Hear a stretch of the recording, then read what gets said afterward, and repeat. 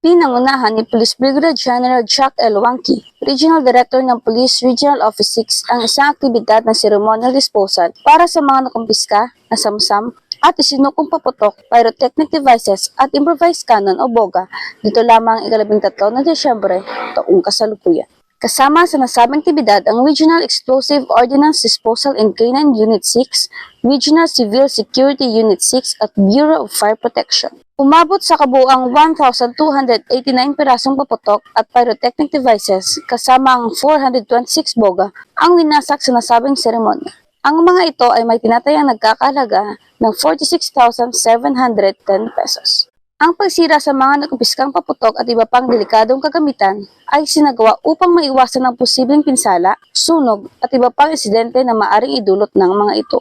Ang mga paputok na nasamsam ay resulta ng pinaigting na operasyon ng pulisya laban sa iligal na distribusyon at paggamit ng mga ito sa rehiyon.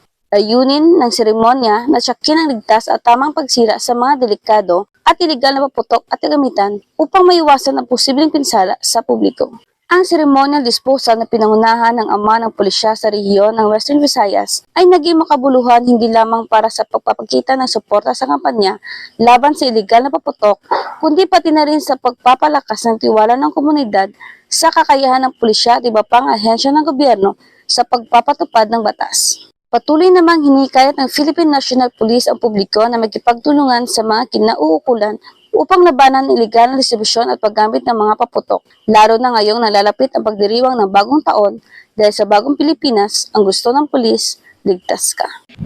Mula rito sa Western Visayas, ako niyang 10N correspondent, Patrol Woman Nanette Sablan, alagad ng batas, tagataguyod ng Balitang Pulis.